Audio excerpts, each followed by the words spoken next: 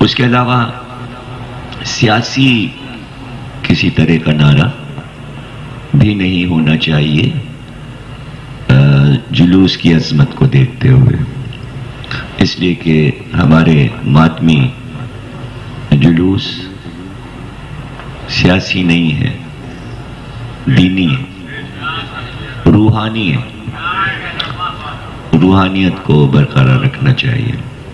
یہ گفتگو انشاءاللہ روز ہوگی، اس لیے کہ بہت سے لوگ کل سنیں گے، کچھ پرسوں سنیں گے، اور آپ لوگوں کی عادت ہے کہ آپ لوگ دوسرے کو بتاتے نہیں ہو کہ آج ہم نے کیا سنا۔ ایک تو مشکل یہ ہے نا کہ بات آگے نہیں بڑھاتے ہو، اور ابھی اگر کوئی لطیفہ میں سنا دوں وہ کل تک مشہور ہو جائے گا۔ دعائے صحت کیجئے عزیز فاطمہ کے لیے کہ اللہ انہیں بھاگ کے محمد اور آل محمد سے کاملہ عطا فرمائے۔ گفتگو ہے قرآن کو نعرے بازی کی نظر کر دیا گیا کہ یہ کافی ہے، یہ ایک نعرہ تھا، بس ہمیں کتاب خدا کافی ہے۔ نعرے کا موجد کون ہے آپ کو معلوم ہے؟ ظاہر ہے کہ یہ سیاسی نعرہ تھا کہ ہمیں کتاب خدا کافی ہے۔ سوچی سمجھی ایک اسکیم تھی اور پہلے سے لکھا پڑھی ہو چکی تھی۔ یہ اچانک مسئلہ نہیں ہوا تھا، بلکہ کئی میٹنگیں اس سلسلے میں رسول کی زندگی میں ہو چکی تھی کہ ہمیں کیا کرنا ہے۔ دراصل رسول بتا رہے تھے کہ یہ دین ہے، یہ مذہب ہے، میں روحانی ہوں، اللہ ہے، وہی آتی ہے، ملک آتا ہے، بھلے تمہیں نظر نہ آئے لیکن آتا ہے، تم جبریل کو نہیں دیکھ سکتے لیکن وہ میرے پاس آتا ہے، اللہ سے میرا ایک رابطہ ہے۔ لیکن ظاہر ہے کہ وہ عرب جنہوں نے کبھی کسی نبی کو دیکھا ہی نہیں تھا اور عرب میں کوئی نبی آیا ہی نہیں تھا، اس لیے وہ بڑی مشکل منزل سے گزر رہے تھے۔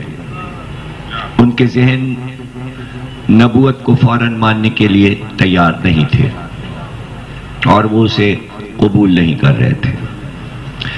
مکے کے 13 سالہ زندگی میں انہوں نے دین کو قبول نہیں کیا، نبوت کو نہیں مانا، کلمہ نہیں پڑھا۔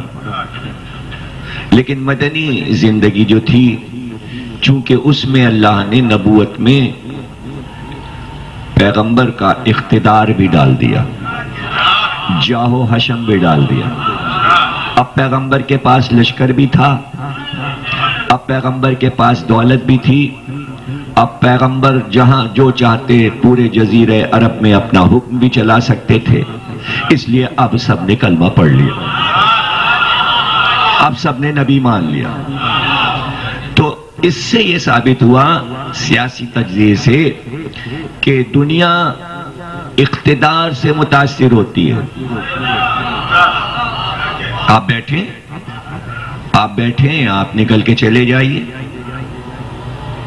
کوئی نہ آپ کو دیکھے گا، نہ کوئی آپ کی طرف دوڑے گا،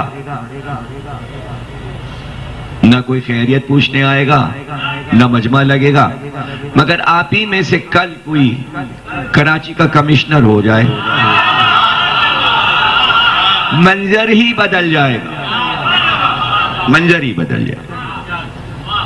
عام دنوں میں جو پاکستان میں منسٹر رہے آج کل نہیں ہے، بعض پارٹی کے لوگ منسٹر جلسوں میں آتے ہیں، سڑک پہ آتے ہیں، گزر جاتے ہیں، چلے جاتے ہیں، مجموع میں آتے ہیں، نہ کوئی لینا نہ دینا، نہ پکڑنا نہ بھاگنا، نہ مصیبت ہٹو بچو، کچھ بھی نہیں ہے، آئے اپنا چلے گئے، ہاں فلانے صاحب جا رہے ہیں، ہوگا۔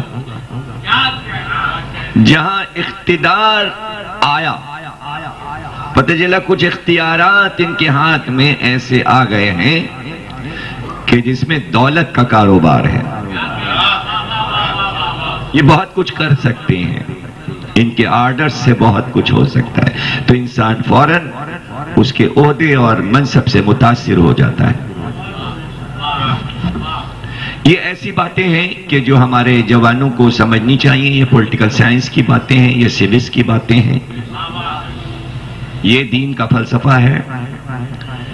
لاکھ خشک ہوں یہ مسائل، لیکن انہیں تر بنا کر اپنے حافظے میں رکھو، اور یہ پریشانی نہیں ہونی چاہیے کہ جب علی نے اتنے کارنامے کیے تھے تو بعد نبی علی کو امام کیوں نہیں مانا گیا؟ اس لیے کہ دنیاوی اقتدار علی کے پاس نہیں تھا، یعنی وہ علی کی شجاعت سے متاثر نہیں ہوئے تھے، انہیں اس سے کچھ نہیں لینا دینا تھا، وہ علی کی غربت سے متاثر نہیں تھے۔ دے رہے ہو کھیت میں پانی تو ہم کیا کریں، ہم کو تو نہیں یہ کام کرنا ہے نا، ہمارے بچے تو یہ کام نہیں کریں گے، ہمیں روٹی کھانا ہے، تم کرو، جاؤ فاقے کرو، تمہارے بچے فاقے کریں، ہم کیوں فاقے کریں؟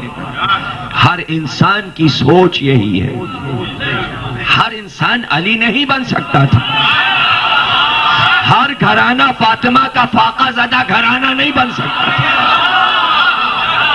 کیسے بن سکتا؟ آج نہیں بن سکتا، ترقی یافتہ دور میں کوئی فاقہ نہیں کر سکتا، تو کل کیسے کر سکتا تھا؟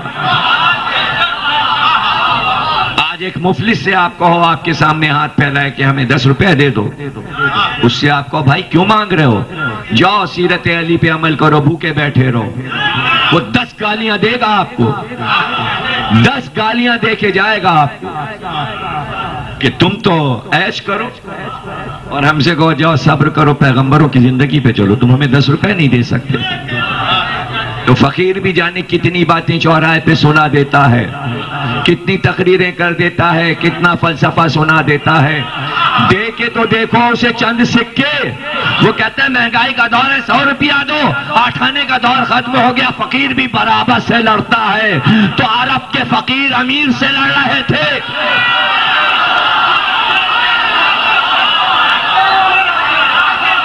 اقتدار کی لڑائی۔ قدرت نے فلسفہ رکھا تھا کہ تم امیر ہو کر فقیر ہو، یہ فقیر ہو کر جناب امیر ہے۔ اس فلسفے کو اسلام اب تک نہیں سمجھا، اسے سمجھانے کی ضرورت ہے، اس بات کو ذہن میں محفوظ رکھنے کی ضرورت ہے۔ آج تک مسلمان اقتدار پسند ہیں، آج تک اقتدار پسند ہے، اور اس میں کوئی مذہب آڑے نہیں آتا، فقہ آڑے نہیں آتی، بس ایک سوچ ہے لا الہ کہنے والوں کی، جو اقتدار میں آ جائے۔ کیا اس سے قیمتی جملہ کہہ دوں کہ میں اپنے بات کو ختم کر کے آگے بڑھ جاؤں اور آپ جھومتے رہیں جملے پر؟ اگر اسلام اقتدار پسند نہ ہوتا تو کس چیز نے روکا تھا روئے زمین پر سن 60 ہجری میں کہ ساری اسلامی دنیا حسین کی طرف کیوں نہیں تھی، یزید کی طرف کیوں تھی؟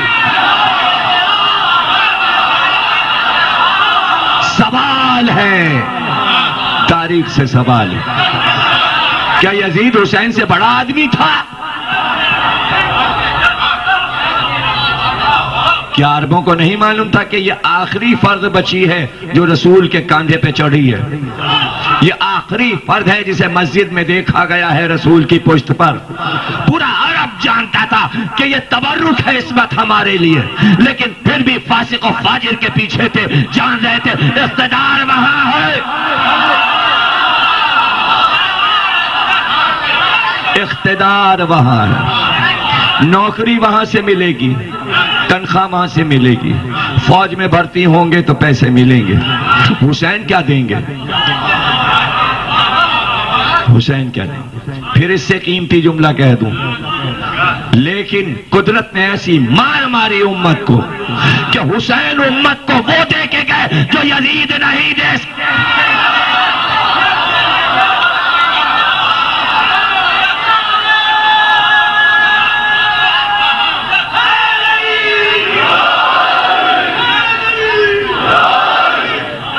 میں نے بتایا نہیں کہ حسین کیا دے کے گئے، اس لیے کہ قیمتی جملہ پھر بچا لیا بات کے لیے اور اب وہ کہنے جا رہا ہوں۔ اقتدار پسند مسلمانوں سے یزید نے ان کا دین خرید لیا تھا، حسین وہ دین واپس دے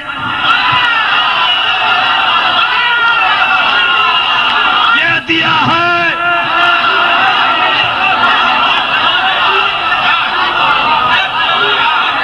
بھائی سچ ہے نا یہ بات؟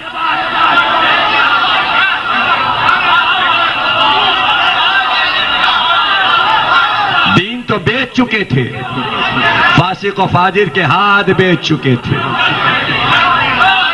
چھین کے اس سے، لے کے اس سے امت کا حق دے دیا، کہا جاؤ تمہاری نمازیں چھینی ہے اب پڑھو، جا پڑھو۔